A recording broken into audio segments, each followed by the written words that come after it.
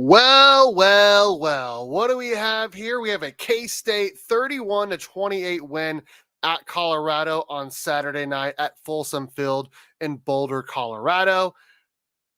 Where are you at, Colorado fans? Where are you at? In today's video, this live stream, we're going to be hanging out, discussing the K-State 31-28 win at Colorado, going over some of the stats, talk about some of the comments. We're going to do a quick live stream here today as it's titled, the quick reaction show. As you can see, I am not joined by my co-host, Kenny G, today. He had a prior engagement, but we decided, you know what, let's go ahead and at least do one little short live stream today to talk about it. And him and I will go live tomorrow, and then we're going to go live again on Tuesday. So tomorrow we'll go live to talk about this game again, do our cat and dog of the game, the offensive and defensive players of the game. We will recap week 7 in the Big 12. We'll do all of that tomorrow night. Today's live stream is just about the game from my perspective. So I will say this. Kenny came over to my house last night. We watched the game. We ordered some pizza, some wings. We had a great time.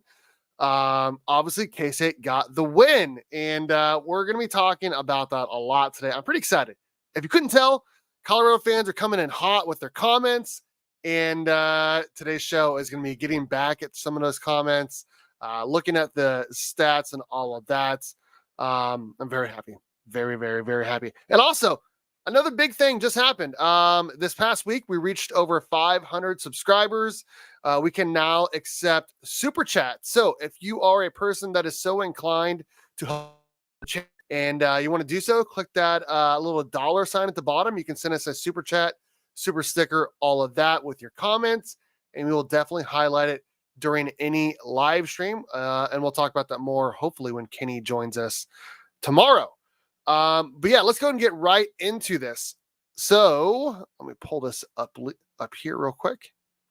Man, this is going to be fun. This is going to be a fun little stream. Share it out to your friends, family members, all of that. Okay, I clicked on the wrong one. That's the comments. We'll get to that after we look at the stats. If you couldn't tell, I am pretty tired. I don't know about you guys, but I did not get enough sleep last night.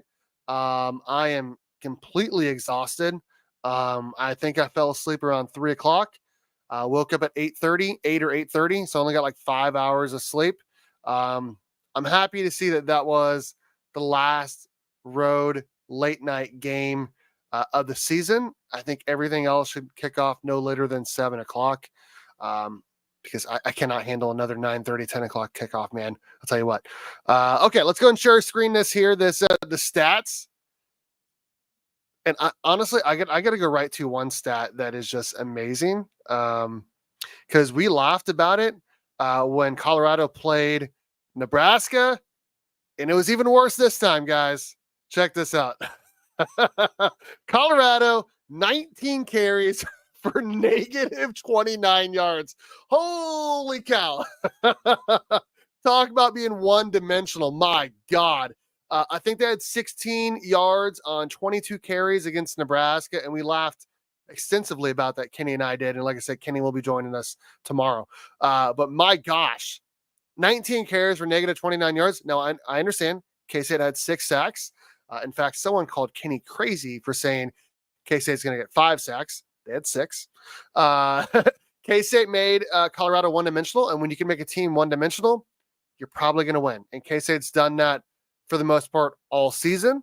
And it was great to see. Now, let's flip our attention to the K-State offense here, because it feels like the K-State offense was really the reason K-State won this game, because they did have a tough time stopping Shedeur Sanders. 34-40, 388 yards, 3 touchdowns, 1 interception. My goodness, that's a lot of yards. That is a lot of yards, but their overall yardage was about 30 yards less than that, obviously. Yes, sir. I agree, James. I agree. K-State had over 400 yards. Avery Johnson, it's hard to not give him the player of the game, but there's 2 other people that I also feel like could win the player of the game. And Kenny and I talked extensively about this morning before he left town. Avery Johnson, 15 of 23, 224 yards, 2 touchdowns. On the ground, he had another touchdown. So in the last 2 games, he has 8 total touchdowns, 5 passing, 3 rushing. And he's probably not going to win. He's probably not going to win the player of the game because there was a guy that absolutely dominated this game. He had Shiloh Sanders touching earth, as ESPN put it. DJ Giddens was a man last night. 25 carries, 182 yards, no touchdowns. He did have 2 catches for 38 yards. So what is that? 220 total yards on 27 touches. My gosh. My God, you're impressive. He was breaking every single tackle. I even think that Deuce Vaughn was tweeting about during the game saying, I think he said, DJ Giddens, you are special, man. He was special last night. He was running over every defender. I think that drive right before halftime, K-State ran the ball on every single play. It was like 7 consecutive plays for a touchdown. I think he had 5 of them, and the last 2 were Dylan Edwards, which shout out to Dylan Edwards. He had 10 touches in this game. He had a touchdown against his former team, which is a big deal, obviously. He used to play for Colorado. He had 3 catches for 27 yards, and then he had 7 carries for 21 yards. So a total of 10 touches for 48 yards and 1 touchdown. And then also the K-State receivers finally showed up, man. The K-State receivers finally showed up, man. Jace Brown, my goodness. I think I saw a tweet out there today. This was the best yardage and touchdown performance by a K-State wide receiver since Byron Pringle against Oklahoma State back in 2017. My goodness, Jace Brown, have a game, man. 6 catches, 121 yards, 2 total touchdowns, including the game-winning 50-yard touchdown catch. I mean, when Avery Johnson threw that ball, I mean, I don't know what the camera guy was doing. You could not see where he was throwing it, but that ball was in the air forever. And he kind of boxed out the defender, who ended up getting a PI on him anyways. And he caught it. He ran in for a touchdown. All the celebs were going crazy. Shout out to all of them for getting a good show from K-State last night. Shout out to the celebs for, taking that all in, man. But yeah, the receivers, I mean, we're going to grade the positions tomorrow during the live stream. It's hard not to give them an A, man. It really is. I mean, they were getting open. They were catching the balls. I mean, Jaden Jackson, J-Jack, he had a catch for 15 yards on 3rd and 14, which was actually, I believe, a pass from Taquan Roberson. Well, shout out to him, man. I mean, he came in here knowing he's probably going to be the backup to Avery Johnson. And when he comes in, when Avery gets hurt, he leads K-State right down for a touchdown, man. 2 or 3 throwing the ball for 14 yards. I mean, he played pretty well. I mean, he did not look like he was, not ready for the moment at all. I think he had 2,000 passing yards a year ago at UConn. And I'll tell you what, man, he looked the part last night. And I was so happy to see Avery Johnson come out of the locker room, go back into the game. K-State score a touchdown. K-State win the game. And also I loved the play calling last night from Connor Riley. And we'll break this down more tomorrow during our breakdown and recap and review show and all of that with Kenny. But my goodness, have yourself a game, Connor Riley. He was in his bag last night, dude.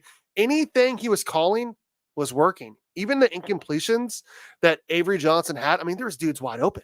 Like, Avery just wasn't seeing everyone all the time. And like I said, Avery could have won player of the game. He has 8 touchdowns in the last 2 games, man. Like, I don't know how you stop this K-State offense when K-State can throw the ball for over 200 yards, and then you got a running back who's ran for 180 yards in 2 consecutive games. Now, it feels like the K-State offense has played its best games the last 2 weeks, man. They had a home game against Oklahoma State, putting up 42. We had an away game at Colorado with an insane atmosphere. Shout out to their fans for booing our injured players. Shout out to them for that. Stay classy, Colorado. But my goodness, man, like Avery Johnson could have folded after that interception on the previous drive. Colorado comes right down and scores a touchdown. No, what does he do? He has 3 straight passes. K scores in 3 plays, 84 yards. And the one pass that was incomplete should have been caught. Other pass was a pass to DJ for like 30 yards. Where is it right here? Where is it? 34 yards. Out to the 50-yard line. Next play, he drops a dime, an absolute dot, absolute darts only to Jace Brown for the game-winning touchdown. My goodness, dude. I don't know what you can say about this K-State offense, but I'm loving it, man. Like, you knew there was going to be some growing pains with a new quarterback, with a new offensive coordinator, all of that, and a revamped offensive line. But dude, we're here. Like K-State's for real, man. Like, their offense is putting it together. They're doing all the right stuff, all of that. And shout out to everyone watching right now. Like I said, we're going to do another video tomorrow with Kenny G, breaking us down, doing a cat and dog of the game, all of that. This is just a quick reaction I wanted to do. Yeah, seriously, where's the CU guys at? We're going to get into those comments here in about 1 minute. Did they not subscribe? You know, what's really funny is as soon as the game was over, I noticed we went down like 3-4 subs right off the bat. Like, all those Colorado fans that subscribed, they immediately unsubscribed after K-State won. Yeah, Riley called it a great game. Would be interested to hear your thoughts on a 4th down interception. So I had no problem with K-State going for it on 4th down. In fact, I was like, I mean, why else would you not? Because like kicking a field goal there, I mean, it's a 6-point game. Like, a touchdown still beats you because you're going to kick the extra point. I had no problem with it. I thought they should have got him on the edge on an RPO. Turns out after the game, Kleinman said that they did not want to run him at all with that hip injury that he had. And so it kind of limits you there. That was probably the one bad play call, but even like there was like 2 or 3 plays that drive where K-State threw an interception was like a couple balls being just tipped barely, right? Like, I still felt like Avery played a great game. I mean, what was he? 15 for 23, 9.7 average, 62 QBR. I mean, he's 19 years old. Like, he's a true sophomore. Five touchdowns last week, 3 this week. I had no issue with K-State going for it. In fact, I loved it. In fact, shout out to him for getting on the edge and scoring a touchdown on the first touchdown drive of the game, which was the second drive of the game for K-State. Yeah, I mean, like I said, I really felt like Riley called a great game. Legend says Shiloh Sanders is still at Folsom Field looking for his jockstrap. For real, dude. I mean, I think what did that guy said? I got sent this from Kenny G. I'm going to try to pull it up here really quick. I'm going to stop sharing screen. We're going to go to the comments here from all these Colorado fans. Okay, so this was really funny. So this was a comment by the announcers last night, and someone already put it on YouTube. That play that he's talking about, where DJ Giddens basically shook him so bad he just fell down. The announcer said that DJ Giddens dropped Shiloh Sanders. He dropped him like a Kendrick diss track. That is an amazing analogy, dude. If you can look up that clip after we're done here, do yourself a favor and do that. So, and like I said earlier, we do have super chats available as of Friday, I think. So if you want to, support the channel, we would love it. We're just 2 dudes talking some K-State sports, talking some Big 12 sports. So we're going to move on here. We're going to talk a little bit about the comments section, because Colorado fans were lighting us up. They're lighting up every single K-State YouTube podcast, all that, for good reason. They were having a great season, and they probably still will have a great season. I mean, that's the best quarterback I've seen play against K-State in a long time, in a long, long time. Like, that Shadur Sanders is special, man. Offensive line is Swiss cheese. Their defense is Swiss cheese, but that QB, man, he's crazy good. The coaching staff did great. Team stayed focused and executed. Yes. Sorry, there was another window that came up right when I was clicking on that. So, whoa. Nathan Ibarra, good game. You're ranked. We're not. We lost Travis and Horn in the game. Okay. So, okay, I'm going to get to that because there was lots of people commenting about that, actually. The way y'all talked, it shouldn't have been close. I honestly feel like K-State dominated that game. There was only a couple plays on like the drive right before like the two drives in a row right before K-State had the game-winning drive, there were a couple plays I did not feel like Riley called the best plays or had the best personnel in there. But I honestly feel like K-State, like they had their way with Colorado. They were doing almost anything they wanted, right? Almost anything they wanted to on offense. And then once Colorado scored to take the lead, they're like, okay, well now we can go away from our conservative play calling, and now we can go try to win the game because anything we call is going to work, right? Like K-State scored in 3 plays, right? So, yeah, so this is a great thing here to talk about, as Ibarra said here. Great game. I wish both sides didn't have injuries. Colorado lost like 4 receivers. K-State had multiple injuries as well on defense and offense. Yeah. So, as the guy was pointing out, they lost Travis Hunter, right? Probably the favorite for the Heisman Trophy, right? K-State lost a lot of guys too. And now, obviously, K-State does not have a guy of the caliber of Travis Hunter, right? But K-State's got an NFL corner they lost in the game. Jacob Parrish, by far the best defensive back on the K-State roster. Like, losing him was massive. On a play before that, they lost Marquise Siegel. They lost Justice James. They lost Keenan Garber. They lost a bunch of defensive backs. I mean, at one point we had like a 5th, 6th, 7th stringer in there. You know what I mean? And so both teams were dealing with injuries. Who knows what would have happened if Travis Hunter and Horn and all those other guys played the whole game? Who knows? I don't know. We will never know, right? K-State won the game though. That's all that matters, right? In 6 weeks, next year, 10 years, 20 years, 50 years, no one's going to remember Travis Hunter got hurt. All we're going to remember is K-State got the win. That's all that matters. So it doesn't matter who went down. It's not a one-man show. Okay, yeah. So, yeah, DJ Giddens. Yeah, it doesn't matter if Travis Hunter went down because DJ Giddens was running wild. 220 total yards on 27 touches. My goodness, he's impressive. Ema, it's going to be a barn burner in conference this season. Go Cougars. That's a BYU fan.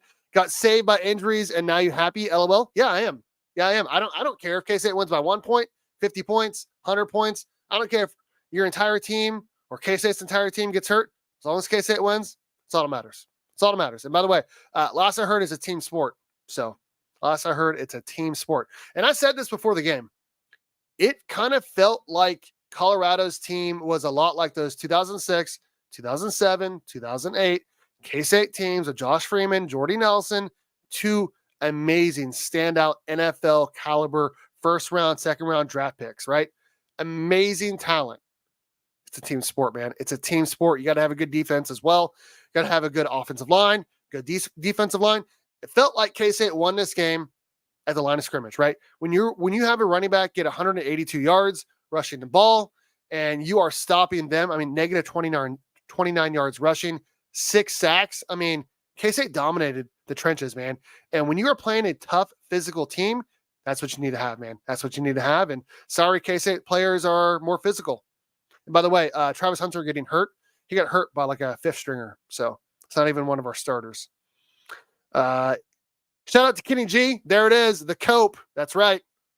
They were not fake A injuries. They were not fake ass injuries. They were legit injuries. And I'm actually a little worried about the injury situation for K-State going forward. Jacob Parrish, Marquise Siegel. I mean, those are mainstays in the secondary. So hopefully they are not like huge injuries. But next man up. All I'm hearing is excuses now. LOL, KSU lost her DB and Jacob Parrish. Talked about that. Also, how does it feel knowing CU couldn't stop the same play that was being ran for the most of the entire game? Thank you, Tyler. Thank you for that. I appreciate that. CU fans gonna CU fan. Drunk and butthurt is no way to live. I agree. Injuries, refs, Colorado down bad. Yep. I'm gonna like some of these here. I'm gonna like them. This is the YouTube studio, by the way. Very cool. Thank you, sir. I'll be back tonight. And I commented, "Sup? Boy, y'all dodged a bullet. LOL. Our top 3 players were hurt." And Kenny, again, there it is. There's the cope. K-State lost more than 3 players in a game, right? They lost a receiver on offense, right? I mean, injuries are part of the game, and we talked about it. I mean, you have to be a tough physical team to win the Big 12. Colorado's not. So, 350 yards rushing, 5 sacks, 4 rushing TDs, 3 points going to the third quarter. Just wanted to revisit your take, K-State versus CU. And I said, it literally happened. And I said, K-State got the dub.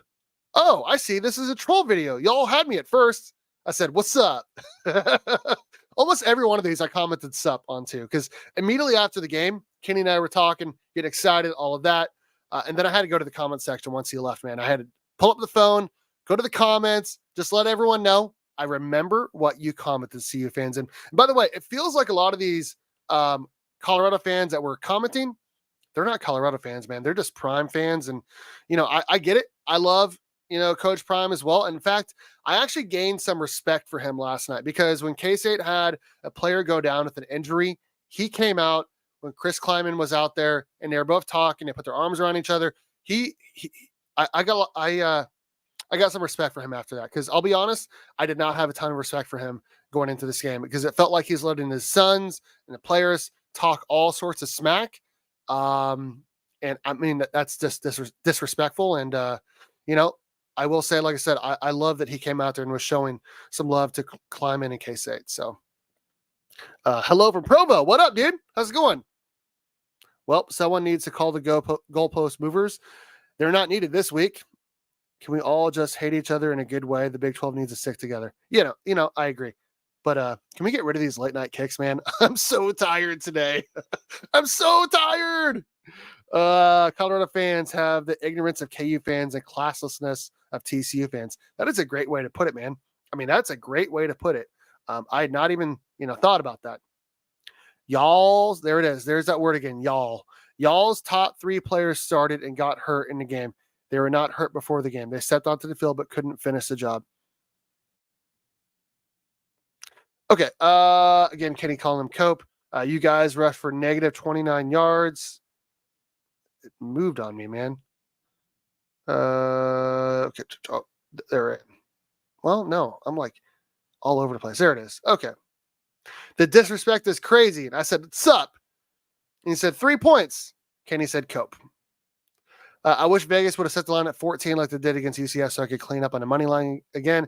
Keep believing those computer models. Ranked teams have been getting beat by unranked dogs repeatedly this season. And I commented, congrats to Colorado for covering 3.5. You guys still lost. But I guess you won the spread. So if you put money on Colorado, you probably did pretty well, honestly. So yeah, and injuries are part of the game. It is what it is. Okay, so there was a lot of people commenting about the amount of views our channel gets. I just want to say a few things. Number 1, thank you for watching. Thank you for commenting. Thank you for engaging. Number 2, we've had this channel for a year and about a month or two. I think it's 14 months. Took a big break over the summer. Took a big break in basketball season when we got busy. We really, honestly started getting more views this fall when all the new teams came in, K-State playing new people, all of that. I think we average like over 600 views per video. And that includes all videos, shorts, live streams, regular videos, because we do clip out parts of our live streams for people that do not want to watch the entire podcast. And it's actually been doing really good for us in terms of people watching those, commenting, and subscribing, all of that. But anyways, I think we get 625 views per video, which I feel like is pretty good for a channel of 560 subscribers. So, again, thank you to Alan Garcia for commenting and watching and all of that. But he does have this average insanely wrong. I did the average yesterday. It was like 96,000 views on like 150 videos. So, before every game, I watch all the podcasts. I've never seen this many people from an opposing team comment, LOL, CU fans are insane. Dude, I'll tell you what, man, that live stream we did before the game, not just the live stream, but we clipped out our score predictions as well. The comment section was insane, and they were doing it for every K-State podcast, YouTube, and all of that. I do agree. Most of the comments were crazy. Having said that, I said it earlier, it does feel like a lot of these like crazy comments were from people that are just Coach Prime and Sanders fans that maybe just live in another state and just decided to watch them and take over that team as their favorite team. it doesn't feel like a lot of these comments were from actual Colorado fans. So let's go Buffs. You're not beating them 42-17 at home. K-State is nowhere near Nebraska on the D-line. 6 sacks, buddy. I got Buffs by more than 10. If Buffs get a lead and K-State has to play from behind with that QB, it'll be a long game. Okay. I commented sup. So exactly what happened, right? I mean, K-State probably should have won by a lot more than they did. Honestly, it's hard to win on the road in the Big 12. If this game was played at Bill Snyder Family Stadium, I have no doubt K-State wins by 21 or more in this game. But it is tough to win on the road in this conference. It was an amazing atmosphere, but Colorado got the lead late. And at that point, I said it to Kenny. I was like, this is where Avery earns that Corvette. This is where Connor Riley earns that OC title. And it happened, man. It happened. I mean, 3 plays, 84 yards for the game-winning touchdown, an absolute dot for the touchdown, man. That was a beautiful ball. Like I said, it's hard to defend K-State when K-State can pass the ball with Avery Johnson. You can run the ball with DJ Giddens. I mean, then also, of course, you got to account for Avery running the ball and Dylan Edwards catching and running as well. I mean, this K-State offense is dangerous. Now, on the defense, I do still have a lot of question marks, specifically for the defensive backfield. I mean, they go up like almost 300 yards to Arizona, over 300 to Tulane, 388 to Shadur Sanders. I mean, there's definitely some room for improvement in the defensive backfield, but the D line is insane. So, I mean, they had 6 sacks in the game. They had the linebackers and D line only gave up negative 29 yards rushing. Like I said earlier, when you can make a team one-dimensional, you're probably going to win because K-State right now on offense is pretty balanced. And when they're balanced, they're going to do some good things. So, I mean, I could be talking about these comments all day. We're going to do a live stream tomorrow on Monday night. We don't have a time yet. I would assume around dinner time, 6:00, somewhere around there. We're going to break this down. We're going to give our cat and dog of the game. There was a disagreement on who should win cat of the game. I suggested 3 players. Kenny's like, no, it's a 1 player. So I guess we're going to find out tomorrow who it is. I think it's pretty obvious who should be the dog of the game. Coach Kleiman talked about, how he played yesterday during the game and how he was a big impact on defense. We're going to discuss that all tomorrow. But I am super happy K-State got the win. They're 5-1. They are 17th in both the AP and coaches poll, which honestly kind of feels disrespectful. I feel like K-State should be in a top 15. After going 5-1 against, they've played at BYU, at Colorado, at Tulane. It feels like K-State is definitely a top 15 team, but I guess next week, K-State's got to go out and prove it once again.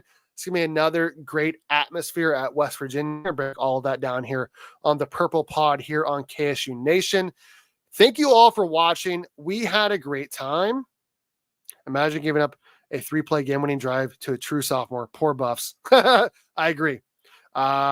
This win feels good after the Buffaloes, cultist groupies BS that they gave us. I agree. KSU got lucky. No, there's no luck in football. There's no luck in football. He says Colorado's trash. Okay. Like I said, that was our quick reaction here. Super happy K-State's 5-1. K-State's going to be tough to defend when you got to defend their pass and their run. The DBs, secondary, have got to get better. The K-State D-line is still eating. And like I said, they're shutting down the run. K-State can run the ball, shut down the run. They're going to win a lot of football games this year. So that is a quick reaction. We're going to be back tomorrow night with Kenny G here on the KSU Nation YouTube. We are accepting super chats now. We are slightly monetized. Hopefully when we get to 1,000 subs soon, so we can get fully monetized. But if you want to support the channel, go ahead and send us a super chat. We would absolutely love it. We'll highlight your comment, all of that. Thanks everyone for watching. And I guess there's just one last thing to say. Go Cats, baby! Daily Purple.